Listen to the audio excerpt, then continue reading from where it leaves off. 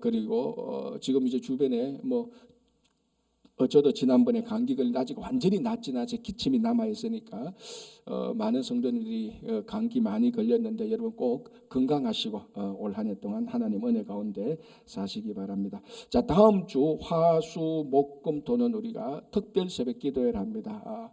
물론 오늘 또 나오신 분들은 여전히 잘 나오시겠지만 우리 교구장님, 구역장님들 그 구역에 연락하셔서 다음 주 화수목금토 한 해를 시작하는데 기도를 시작할 수 있도록 잘 여러분 좀 안내해 주시고, 다음 주에는 출애굽기 말씀을 안 보고 요한계시록에 나오는 7교회를 좀 살펴보겠습니다. 5일 동안 7교회를 저희들이 적당한 양으로 분배해서 같이 살펴보면서 초대교회에 있었던 7교회의 신앙생활이 어땠는지, 하나님께서 우리에게 뭘 건면하는지 그렇게 같이 듣는 그런 시간 갖도록 하겠습니다. 그러나 오늘은 출애굽기 말씀 우리 같이 보겠습니다. 자, 다시 한번 간략하게 요약하면 이렇게 됩니다. 이스라엘 백성들이 출애굽했지 않습니까? 출애굽해서 광야에서 지금 머물러 있습니다. 이제 광야를 거쳐서 이제 요단강에 들어갑니다. 이 기간이 40년 걸리지 않습니까? 그래서 40년 동안 광야에서 잘 훈련받아서, 왜냐하면 400년 동안 애굽에서 살면서 거의 애굽 사람처럼 된 부분이 굉장히 많습니다. 한번 생각해 보십시오. 한 종족, 그렇죠. 그때 70명이 이스라엘에 갈 때는 민족 단위가 아니었지 않습니까? 한 가족 아니었습니까? 한 큰 가족이 애굽에 가서 그 가족들의 자손이어서 400년 동안 애굽에서 살면서, 물론 고센 땅이라고 따로 구별되어 있지만 여전히 그 땅도 그래도 애굽 땅입니다. 그래서 400년 동안 애굽에 살면서 애굽에 묻은 세상의 것들이 굉장히 많이 있습니다. 이제 그런 것들을 광야를 거쳐서 다 세탁하고 다 씻어내고 가나안 땅에 들어가는 겁니다. 가나안 땅에 들어가는 목적은 뭡니까? 거기서 잘 먹고 잘 살기 위한 거 절대로 아닙니다. 거기서 우리 아들 막 세상에서 최고 인물로 키워내고 이런 것도 좋지만 그거는 다 두 번째, 세 번째입니다. 애굽에서 하나님을 섬길 수 없으니까 가나안 땅을 거쳐서 광야를 거쳐서 가나안 땅에 들어가서 정말로 하나님을 섬기는 자녀들의 공동체, 한 국가를 하나님께서 보여주시기 위한 것입니다. 그래서 광야를 거쳐서 훈련을 받아서 가나안 땅에 들어가서 우상을 섬기는 사람이 아니고 여호와 하나님을 섬기는 그 백성들이 이런 백성이다라는 것을 세상에 다 보여주기 위한 겁니다.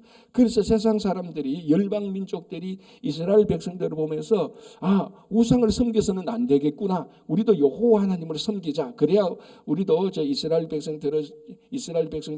이스라엘 백성들처럼 참된 신을 섬기고 그 안에 진짜 진정한 기쁨으로 사는구나, 하나님 나라 백성이 저런 거구나라는 것을 보고 하나님을 알고 그렇게 살도록 하기 위함이었습니다. 그러면 제일 중요한 게 뭐냐?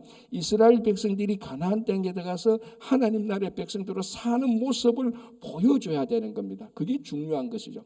여전히 오늘날 우리들의 모습하고 똑같은 것입니다. 자, 그렇게 하기 위해서 하나님께서 40년 동안 광야에서 계속해서 훈련시킵니다. 자, 이 훈련이 군사 훈련시키고 재정 훈련시키고 정치 훈련시키는 건 아닙니다. 어떻게 하나님을 섬기는 백성으로 살아갈 것인가, 그걸 훈련시키는데, 그렇게 하기 위해서는, 하나님을 섬기기 위해서는 세 가지가 필요하다 그랬습니다. 첫 번째는 우리가 말해 경전, 계명이 있어야 됩니다. 하나님의 섬기는데 하나님의 말씀대로 가야 되니까 그게 준 게 이제 율법 아닙니까? 율법. 두 번째는 이 사람들이 모여서 하나님께 예배드리는 실제적인 공간이 필요합니다. 그게 뭡니까? 템플, 사원인데 성막입니다. 자, 그러면은 경전이 있고 성경 계명이 있고 그리고 성전이 있으면 그것을 이어서 그 역할을 가이드해야 될 사람이 있습니다. 해야 될 사람인데 그게 바로 제사장, 프리스트 아닙니까? 그래서 하나님께서 이 출애굽기 동안에 계명을 주셨죠. 성막을 짓도록 하셨죠. 그리고 우리가 29장, 28장, 29장 보면서 대제사장과 제사장 위임식을 받지 않습니까? 그래서 이미 하나님께서는 이스라엘 백성들이 가나안 땅에 들어가서 하나님의 자녀로 살 수 있는 하드웨어, 세팅을 다 해놓으신 것입니다. 그래서 가나안 땅에 들어가서 우리가 이게 부족해서 하나님을 못 섬깁니다, 저게 부족해서 불편합니다, 이런 어떤 익스큐즈가 없다는 겁니다. 똑같이 오늘날 하나님께서 우리들에게 하나님을 섬길 수 있는 그 모든 것을 세팅 다 해놓으셨습니다. 그러니까 우리가 이 땅에서 하나님을 섬기며 하늘의 기쁨과 즐거움을 누리고 살아갈 수 있는 모든 조건들을 하나님께서 다 갖추어 놓으신 것입니다. 그게 이제 3,500년 전에 첫 번째로 이스라엘 백성들이 이제 광야 생활을 할 때 이제 그런 모습들을 하나님께서 우리에게 보여주시는 것입니다. 자, 이제 이 맥락 속에서 성막은 어떻게 짓고 제사장은 어떻게 하고 이런 계명을 지켜라. 그럼 이 큰 맥락 속에서 하나님께서 이렇게 이스라엘 백성들한테 말하고 있는 겁니다. 이게 우리하고 똑같은 거 아닙니까? 그죠? 자, 30장 보겠습니다. 아까 처음에 말씀드린 것처럼 1절에서 10절은 분향단입니다. 자, 목사님 그 스크린에 성막 도형도 한번 보여주시기 바랍니다. 성막 도형도. 예, 자, 여러분 잘 아시는, 저거는 또 이 볼 때는 아는데요, 지나가면은 또 어디에 뭐 있었는가 혼돈됩니다. 제가 늘 말씀드리지만은 어디에 뭐 있었는가 모르더라도 성막 도형도 보여주고 이거 맞죠라고 알아듣기만 해도 됩니다. 자, 다시 한번 볼게요. 여러분들 볼 때 성막은 그 입구는 어느 쪽 문이 입구인가 하면 동쪽 문이 입구입니다. 동쪽 문. 그래서 여러분들 봐주시피 저 오른쪽에 있는 저 동쪽 문, 저게 이제 회막 문이죠. 저 문을 들고 들으면 뜰이 있지 않습니까? 그 뜰에 첫 번째 마주하는 게 뭡니까? 제일 먼저 부닥쳐야 되는 거, 번제단.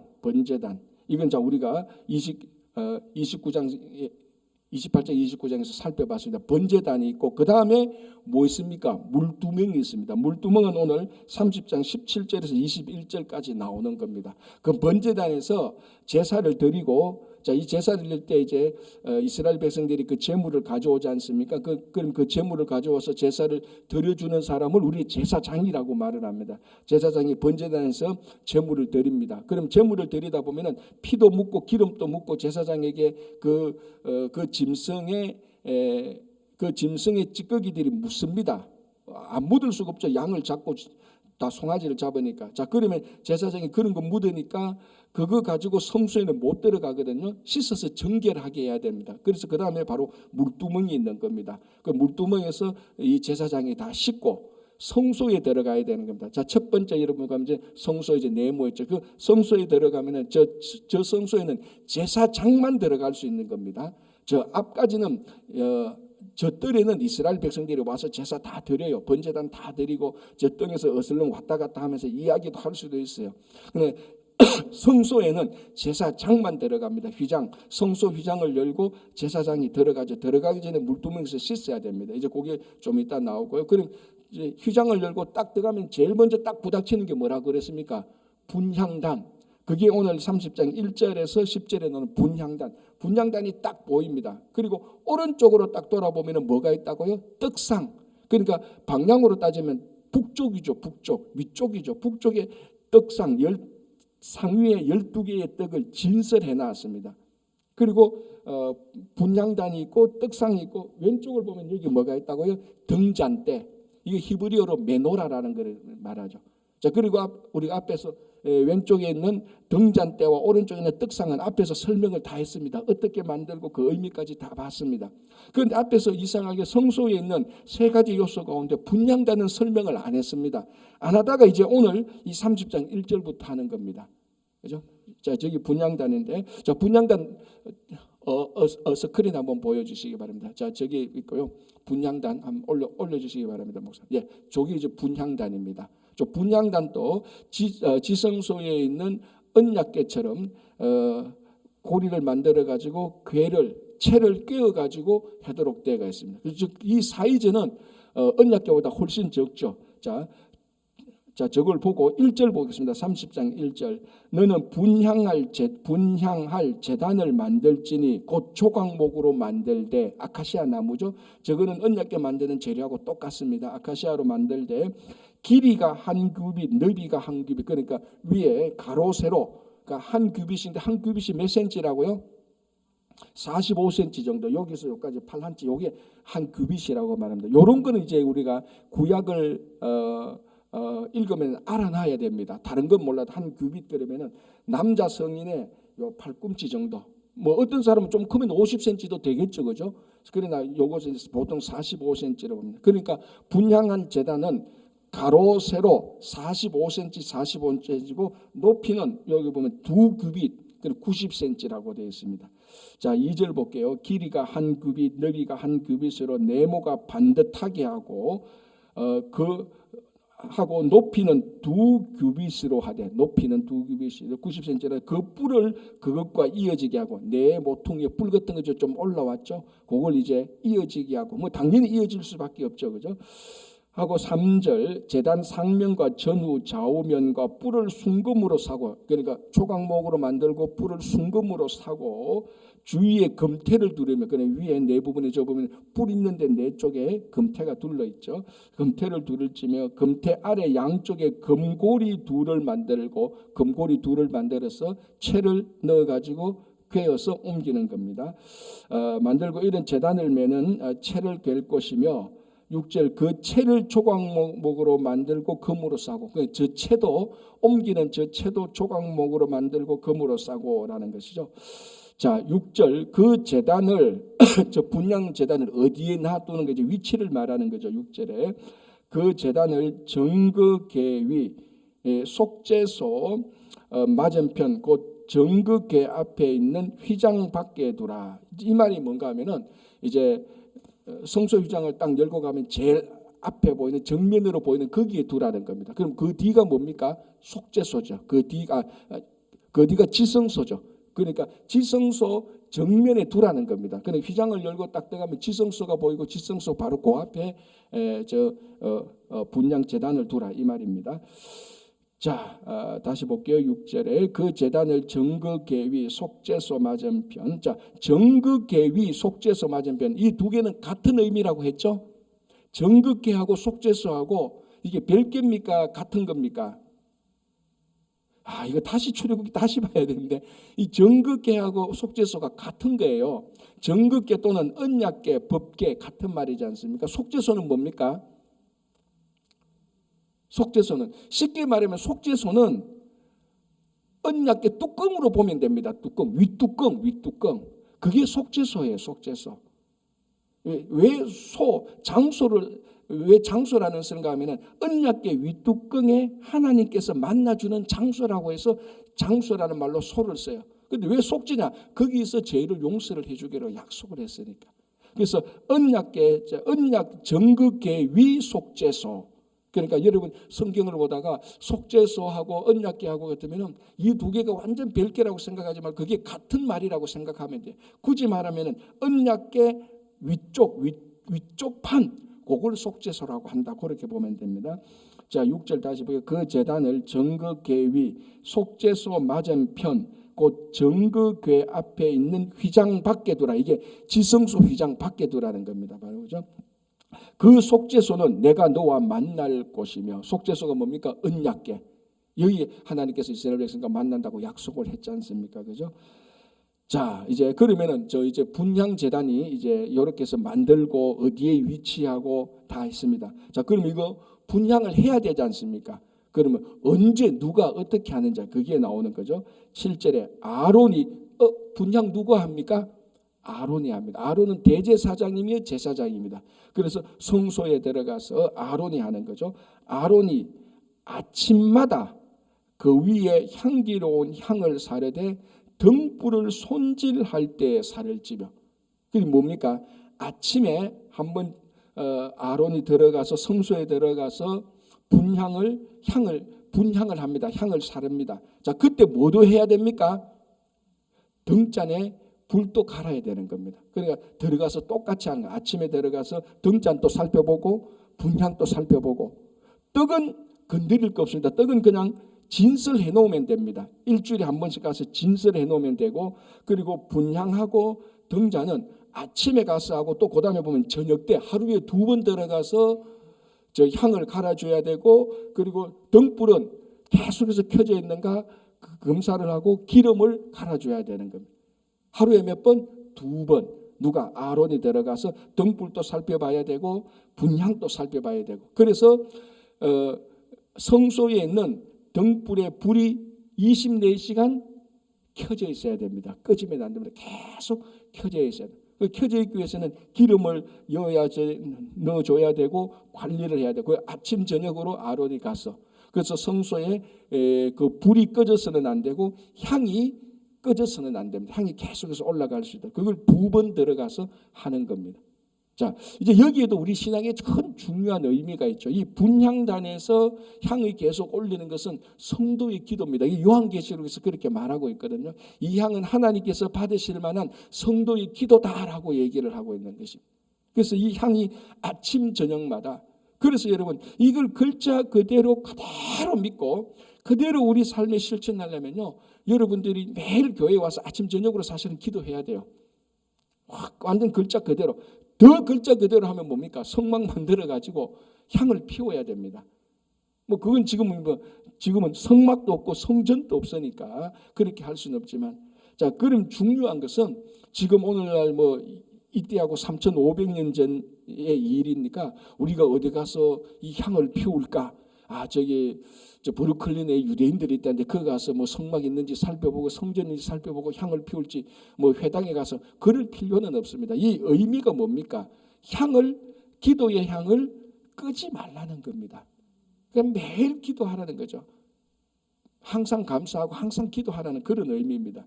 그래서 여러분들이 그럼 어떻게 기도할까요? 그러면 이제 가이드라인을 정할 수 있죠. 아침에 한번 기도하고 밤에 주무실 때 기도하고, 그게 또 아침에 기도 뭡니까? 이렇게 나와서 새벽 기도 뭡니까? 하루를 정하는 기도 아닙니까? 하나님, 오늘 이런 일들이 있는데 하나님께서 간섭하셔서 해결해 주십시오. 제가 오늘 하루 종일 또 주님의 뜻을 따르겠습니다. 기도하고 하루를 끝내고 마칠 때 기도할 때 자신을 되돌아보면서 오늘 이런 거 못했는데 하나님 또 용서해 주시고 내일 또 일이 잘 되게 해주십시오. 그게 분향단의 향을 피우는 거하고 똑같은 행위입니다. 오늘날. 그리고 그 등불이 꺼지지 않도록 우리가 늘 이 세상에 빛이 될 수 있도록 그런 의미가 있는 것입니다. 그죠? 자, 8절 보겠습니다. 7절에 아론이 아침마다 되어 있죠. 8절에 또 저녁 때 등불을 켤 때에 살을 찌니, 그러니까 등불을 켤 때에 향을 또 살라는, 아침 저녁으로. 그죠? 8절 또 저녁 때 등불을 켤 때에 살을 찌니 이 향은 너희가 대대로 여호와 앞에 끊지 못할지며. 여호와 앞에 끊어져서는 안 된다, 향은. 자, 그러면은 이제 9절 보겠습니다. 이제 질문이 하나 생길 거 아닙니까? 그러면 향은 그 재료는 뭘까? 어떻게 만들까? 그런 궁금증이 생기죠. 그죠? 자, 9절 너희는 그 위에 다른 향을 사르지 말라. 다른 향. 그리고 무슨 향인가? 자, 그게 이제 30장 34절에서 38절 향이 나오는 겁니다. 자, 건너뛰어서 우리 34절부터 38절까지 향을 같이 보겠습니다. 이걸 같이 설명을 해놓으면 좋은데 어쨌거나 이 출애굽기 말씀은 향하고 같이 설명을 안 해놓고 좀 약간 뒤에 가서 향을 설명합니다. 그러니까 이 처음 성경을 읽는 사람들이 이런 가이드가 없으면 이 향이 무슨 향인가 혼돈되는 겁니다. 이 34절부터 38절에 나오는 이 향은 분향단에 요 향을 써야 되는 겁니다. 거기에 대해서 설명을 하죠. 자, 그럼 건너뛰어서 34절 보겠습니다. 여호와께서 모세에게 이르시되 너는 소합향과 나감향과 풍자향의 향품을 가져다가, 그러니까 향을 딱 저장해서 소합, 나감, 풍자, 이것은 오늘날에도 유대인들 전통 랍비 가운데서도 해석이 약간 다릅니다. 옛날에는 이런 향이 딱 지적되어 있었는데 이걸 정확히 어떻게 만들었냐에 대해서는 좀 해석이 좀 약간씩 차이 있습니다. 어쨌든 하나님께서 분명히 정해놓은 그 향이 있습니다. 향품을 가져다가 그 향품을 유향에 섞되, 요 향 요런 것을 유향에 섞어 가지고 각기 같은 분량, 요 향품하고 유향하고 분량을 같이 배합을 하라는 겁니다.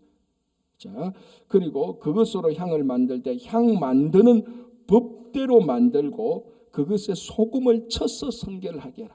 자, 이제 어떻게 만드는가, 분량이 어떤가, 그 향 재료가 뭔가, 나감, 소향, 풍자, 향 재료를 말하고 유향과 같이 섞어라. 똑같은 분량으로 섞어라. 그 소금을 쳐라. 그렇게 얘기하죠. 6절에 그 향 얼마를 곱게 찌어라. 향 얼마를 그냥 아무데나 곱게, 아주 부드러운 모래처럼 곱게 빻아가지고 하라는 겁니다. 내가 너와 만날 회막한 정극궤 앞에 두라. 이 향은 너희에게 지극히 거룩하니라. 자, 37절 너가 여호와를 위하여 만들 향은, 자, 이 향은 여호와 하나님을 위해서 향을 올리는 겁니다. 여호와께 드리는 겁니다. 자, 향이 기도라고 그랬습니다. 기도는 여호와께 드리는 기도입니다. 하나님께 드리는 기도죠. 그죠? 같은 겁니다. 이 향을 피워가지고 누구한테 올리느냐? 조상한테 올리는 건 절대로 아닙니다.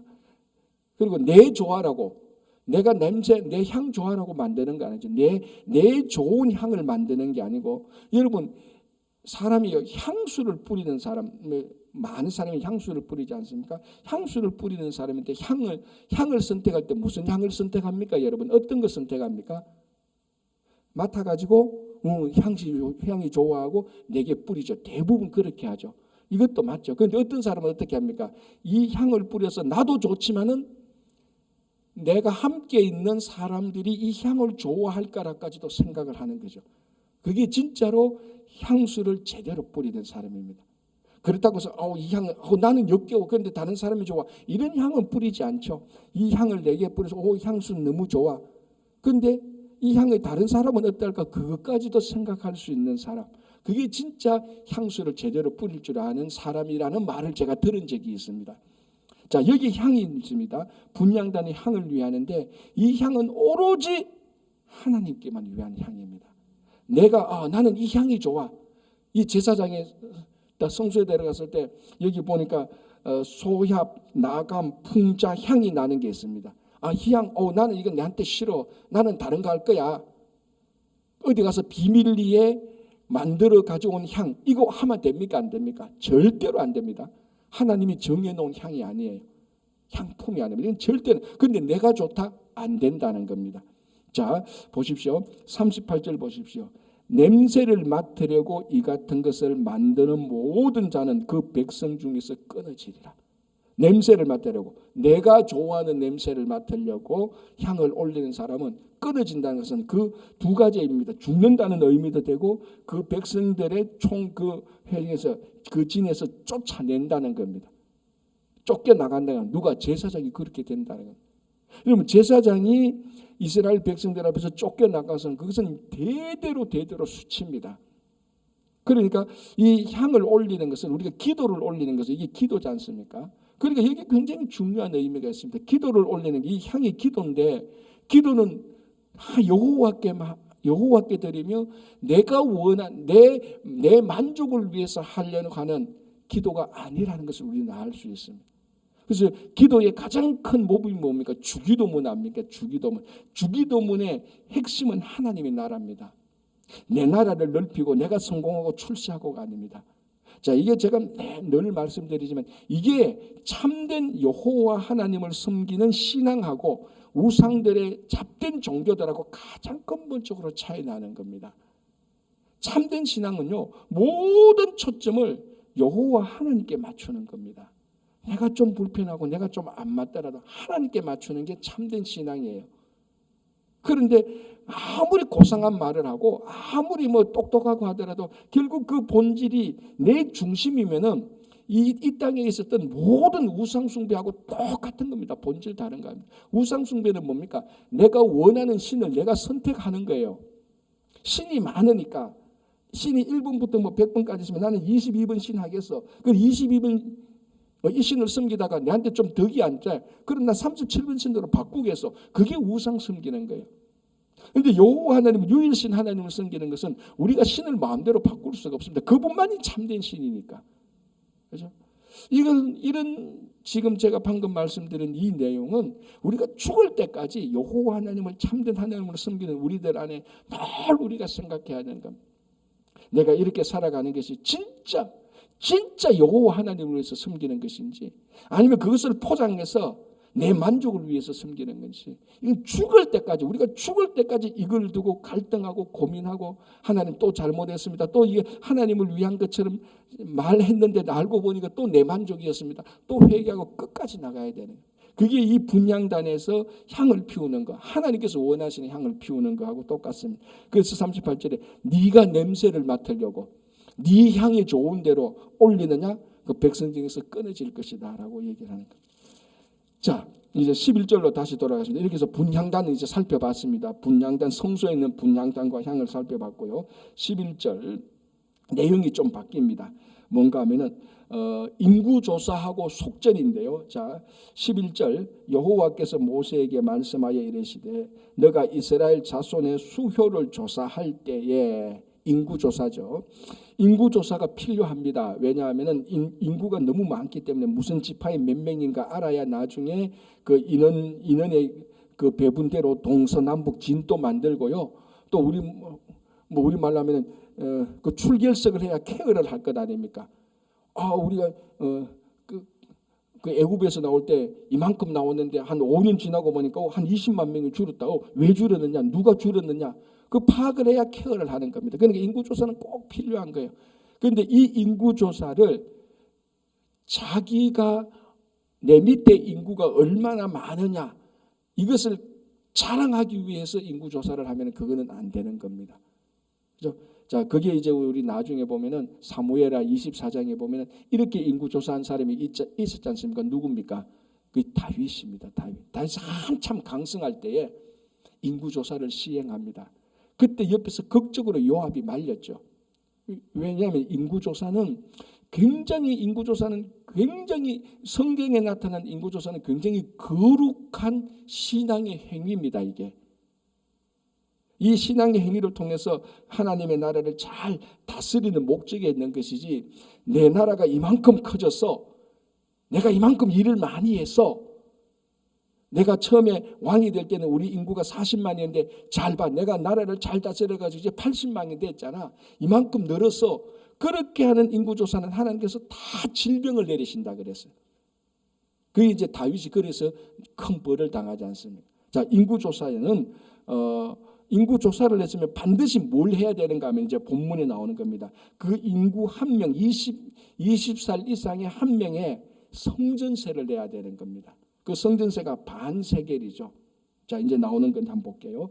12절에 너가 이스라엘 자손의 수효를 조사할 때에 조사받은 각 사람은 그들의 계수할 때에 자기의 속전을 여호와께 드릴지니. 이렇게 안 하죠. 속전 앞에 뭐라고 붙였습니까? 생명의 속전이라고 말합니다. 이게 뭘 상기시키는가 하면은 이스라엘 백성들이 애굽에 나올 때 마지막 재앙이 뭐였습니까? 10번째 재앙이 장자 재앙을 통해서 원래 다 죽이는 목적이었습니다. 그때 이스라엘 백성들은 살았고, 장자도 살았고, 이스라엘 백성들이 완전히 살았습니다. 그죠? 그때 이스라엘 백성들이 그 양의 피를 바른 그 집에 들어가 있어가지고 한 명도 안 죽고 다 살았습니다. 생명을 보존했습니다. 거기에 대한 속전을 말합니다. 원래는 이스라엘이고 뭐고 간에 하나님 앞에서 다 죄인이기 때문에 다 죽어야 되는 겁니다. 그럼에도 불구하고 하나님께서 선택하셨던 이스라엘 백성은 하나님께서 살려주셨습니다. 그 생명에 대한 속전을 내는데, 그 속전을 가지고 이제 뭐라 하면 그 속전, 그게 액수로 따지면 반세겔인데, 반세겔을 내면은 이 반세겔 가지고 성막 봉사에 사용하도록 하는 것입니다. 이게 이제 오늘날 가만히 따져보면은 이제 뭐 직접 간접적으로 우리가 하나님께 내는 헌금하고도 연관이 같이 있는 것입니다. 연관이 같이. 물론 이걸 오늘날에 헌금을 하고 같이 치기에는 뭐 여러 가지 차이는 있겠지만, 그러나 연관성이 없는 것은 절대로 아닙니다. 그죠? 자, 한번 보시기 바랍니다. 다시 12절 볼게요. 너가 이스라엘 자손의 수요를 조사할 때 조사받은 각 사람은 그들을 계수할 때 자기의 생명의 속전을 여호와께 드릴지니. 그러니까 엄밀히 따지자면요, 가장 근본적으로 따지면요, 우리가 살아있는 것이 너무너무 감사한 거예요. 사실은 매일매일 우리 생명의 속전을 드려도 아무 문제가 없어요. 그러니까 사람이요, 하나님께 감사드리지 않는 것 자체가 인간의 교만입니다. 그게 원래는 우리는 이렇게 멀쩡하게 살아있을 존재들이 아닙니다. 거룩한 하나님 앞에 서면 당연히 우리는 살아있을 존재가 아닙니다. 그러니까 여러분, 이 신앙의 기쁨이라는 것이요, 내가 살아있는 것이 얼마나 감사한가를 아는 게, 이게 진짜 겸손한 신앙이고 여기에 기쁨이 있는 겁니다. 여러분 한번 생각해 보세요. 여러분 어떤 길 가다가 교통사고 나서 죽을 뻔하다가 아무런 상처받지 않고 살았으면 얼마나 감사합니까? 그때는 감사가 느껴져요. 와, 뭐 옆에서 와서 차가 갔는데 이렇게 쾅 박았는데 내 안에는 뭐 하나도 안 닿잖아. 잠시 한 몇 초 동안 놀랐다. 너무너무 감사. 이 감사만큼 우리가 매일매일 살아있는 게 감사한 거예요. 이 감사를 느끼면 거기에 기쁨과 즐거움이 있지 않습니까? 이게 우리가 가장 근본적으로 해결해야 될, 우리가 얻어야 될 하나님과 우리 사이에서 기본적인 가장 큰 감사입니다. 근데 이 감사를 느끼면서 살아가는 사람이 별로 없죠. 왜? 인간이 교만해서 그런 거예요. 감사를 모르는 겁니다. 그래서 이런 거 볼 때 원래 우리는 사실은 원칙적으로 따지면 매일매일 생명이 있음을 감사하고 그 생명에 대한 속전이 내도 아무 문제가 없는 거예요.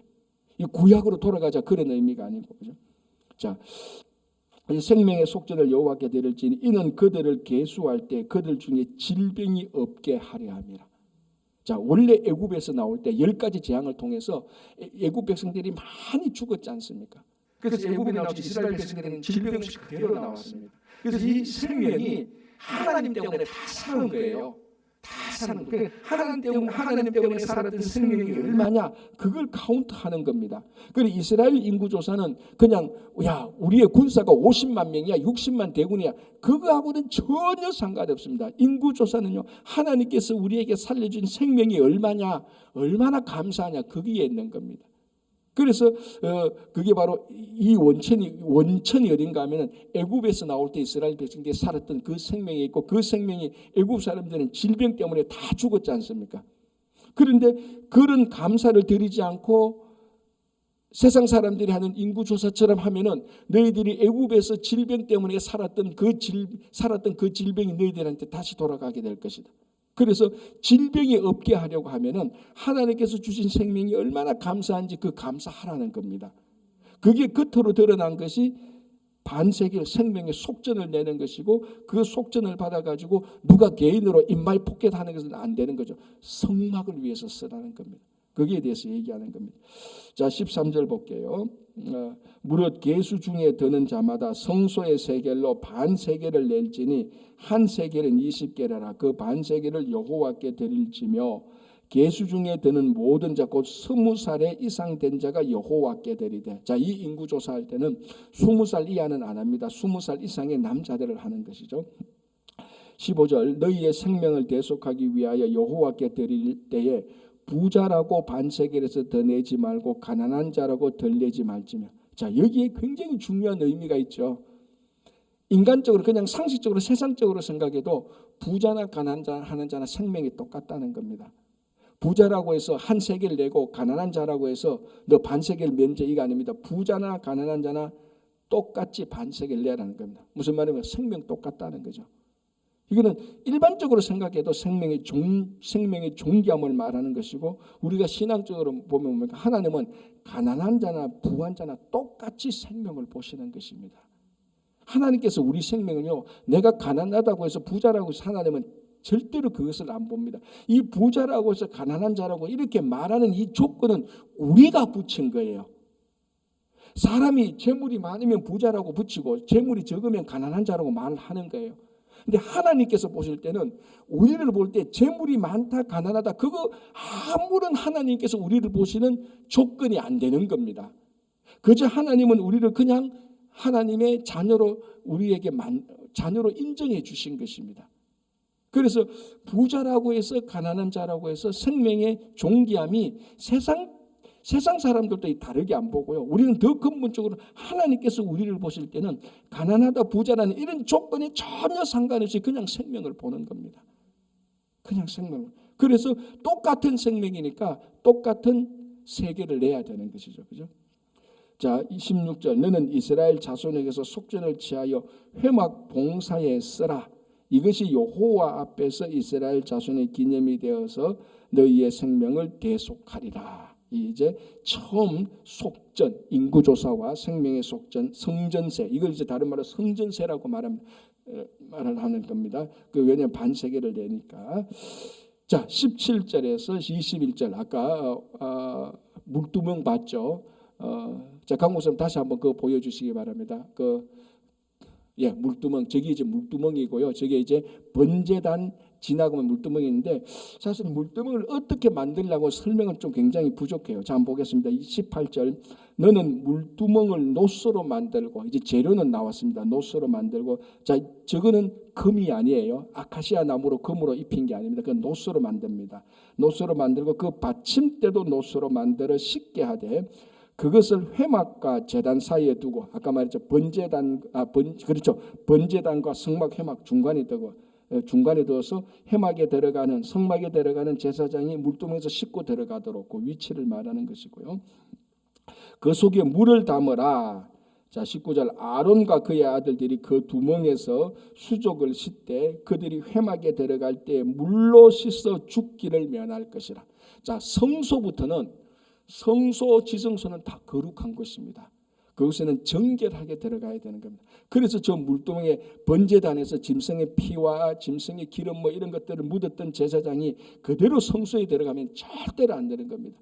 자, 짐승의 피 이런 것들이 뭡니까? 인간의 죄를 대신 진 피 아닙니까? 그죠? 그 번제단에서 제사장이 모든 인간의 죄를 그 짐승에게 다 덮어 씌웠습니다. 그럼 그 짐승 자체가 우리의 죄를 지고 죽는 짐승입니다. 그 짐승의 고기와 피 이런 것들이 다 우리의 죄들이에요. 그러니까 제사장이 그 제사를 드리기 위해서 그런 피와 고기에 다 묻는단 말이죠. 죄가 다 묻어요. 이 죄 묻은 제사를 드리느라고 죄 묻은 피와 기름을 묻은 제사장이 바로 성소에 들어가면 바로 죽는다는 겁니다. 그래서 반드시 물두멍을 들어서 다 정결하게 하고 성소에 들어가라는 것입니다. 여기에도 우리 죄 용서함이 있는 겁니다. 그리고 하나님은 그러니까 하나님은 우리를 죄를 정결하게 오기를 바라는 이런 내용들이 다 있는 겁니다. 그죠? 자, 다시 볼게요. 21절. 이와 같이 그 수족을 씻어 죽기를 면할지니 이는 그와 그의 자손이 대대로 영원히 지킬 규례니라. 저 거룩한 향기름이 나옵니다. 아까 관유죠, 관유. 이거 해서 이제 제사장에도 붓고 그 제사장에도 바르고, 그리고 성전의 모든 도구들에게 이 관유를 발라서 거룩하게 하는 겁니다. 좀 내용이 좀 복잡한데요. 우리가 아는 대로만 간단하게 한번 보겠습니다. 22절. 여호와께서 모세에게 또 말씀하여 이르시되 너는 상등 향품을 가지되 액체 몰약. 그러니까 이 관유를 어떻게 만드는가 나오죠. 상등 향품, 가장 상중하에서 가장 좋은 향품을 가져다가 액체 몰약, 이 몰약도 향 있는 기름이죠. 이걸 같이 섞으라는 겁니다. 이렇게 해서 50세겔 넣고 500세겔 넣고 이런 건 우리가 들어도 혼돈되니까 이렇게 해서 만드는 겁니다. 자, 이렇게 해서 만들어 가지고 보십시오. 어디에 쓰는가? 26절. 너는 그것을 회막과 정극궤에 바르고, 정극궤 언약궤에 바르고 회막에 바르고. 27장 상, 무슨 상? 진설상이죠. 떡상이죠. 상과 그 모든 기구며 등잔대와 그 기구며 분향단과 번제단과 그 모든 기구와 물두멍과 그 받침에 발라. 그러니까 이 성막에 사용되는 모든 도구에 뭐를 바릅니까? 이 관유를 발라야 됩니다. 그래서 거룩하게 해야 되는 겁니다. 자, 그럼 우리가 이거 하나 알 수 있죠. 우리가 거룩하게 되는 것은 내가 기도를 열심히 해서 말씀을 많이 알아서 세상 말로 하면 돌을 많이 닦아서 거룩해집니까? 하나님께서 우리를 거룩하게 해주시니까 거룩해지는 겁니까? 관유를 우리에게 발라야 돼요. 그래야 거룩해지는 겁니다. 성령께서 우리에게 함께 하실 때 우리가 거룩해지는 겁니다. 가장 원칙적으로 세상 사람들이 아무리 똑똑하고 착하게 살아도 하나님께서 보실 때 이 사람은 거룩한 사람이 아닙니다. 왜 그렇죠? 관유가 발라지지 않고 있기 때문에. 자, 여러분 이렇게 한번 보십시오. 여기에 노소로 만든 그릇이 있고 다이아몬드를 막 수십 개 붙이고 금으로 만든 그릇이 있습니다. 일반적으로 보면 이 그릇이 훨씬 더 찬란하죠. 금으로 만들고 다이아몬드를 발랐으니까 노소로 만든 건 얼마나 투명합니까? 그러나 이 노소로 만든 그릇이 훨씬 더 위대하게 만들 수 있는 방법이 있습니다. 뭡니까? 여기에 관유를 바르면 돼요. 그럼 이 그릇은 거룩한 그릇이 돼요. 그러나 금그릇이고 다이아몬드가 아무리 있어도 관유가 없으면은 그냥 금과 다이아몬드가 있는 그릇이지 거룩한 그릇은 아니에요. 우리가 마찬가지 아닙니까? 자, 여러분, 우리가 나가면 세상에 똑똑한 사람들 얼마나 많습니까? 배운 사람 많고 신분 높은 사람들 많습니다. 똑같은 나이인데 얼마나 이 사람은 세상에서 이룬 것도 많고, 흔히 우리 요즘 한국식으로 하는 금수저 뭐 배경도 좋고, 참 그래 보면 그런 사람 옆에서 보면 우리는 참 초라해요. 아니 똑같이 뭐 50, 60, 70 평생을 살았는데 왜 이래 이 사람은 사회적으로 모든 게 잘 되고 나는 왜 이래 평범하냐, 좀 초라할 때가 있잖아요. 그럼에도 불구하고 성령께서 우리하고 함께할 때 하나님께서 우리를 보실 때 우리를 거룩한 사람으로 보는 겁니다. 그게 오늘 여기 보니까 이 관유를 다 바르는 겁니다. 성막에 관유를 다 발라서 거룩하게 하는 겁니다. 자, 그리고 30절 보시기 바랍니다. 29절 보시기 바랍니다. 그것들의 지극히 거룩한 것으로 구별하라. 그러니까 금그릇 다이아 그릇이 아무리 있어도 구별된 그릇은 아닙니다. 거룩한 그릇은 아닙니다. 녹그릇이라도 관유를 바르면 거룩한 이 그릇이 되고 구별하라라고 이렇게 됩니다. 자, 그리고 29절에 이것에 접촉하는 것은 모두 거룩하니라. 자, 이게 오늘날 보면은 그래서 교회와 성도들에게는 성령이라고 말을 하는 거예요.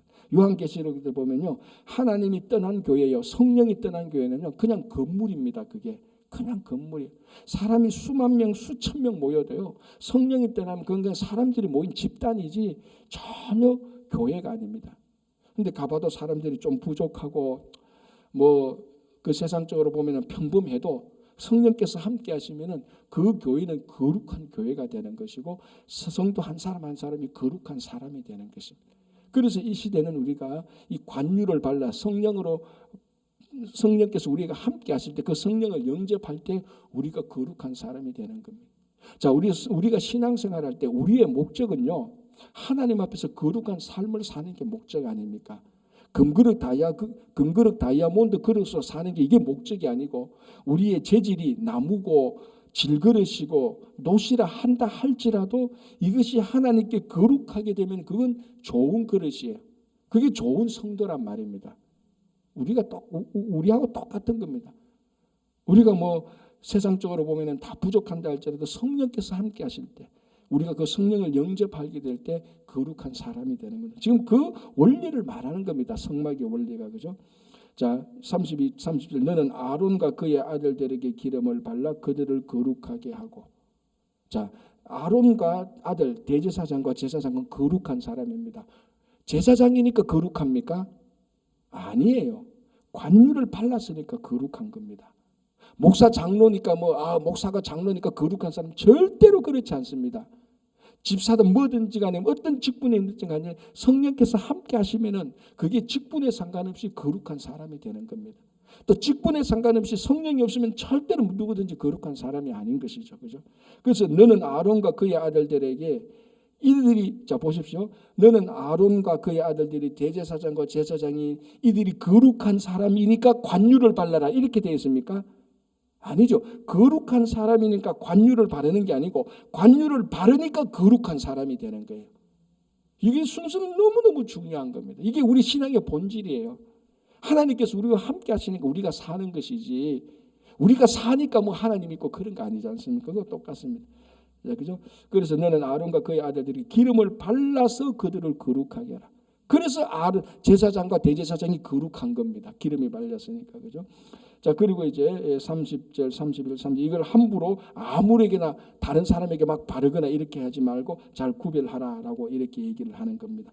그래서 이제 이렇게 해서 관유, 향품 다 끝나게 되는 겁니다. 이제 거의 이제 다 정리된 거죠. 계명도 주었고 제사장도 주었고 또 뭡니까? 성막의 도구들 이런 것도 다 했습니다. 이게 바로 우리하고 전혀 상관없는 게 아니고 바로 우리 성도들의, 우리 교회들의 이야기고 성도들의 이야기입니다. 올 한 해 동안 정말 오늘 출애굽기 30장에서 말한 것처럼 성령께서 우리와 함께 하셔서 여러분들이 하나님 앞에서 거룩한 삶으로 살아가는 올 한 해가 되시기를 바랍니다. 기도하겠습니다.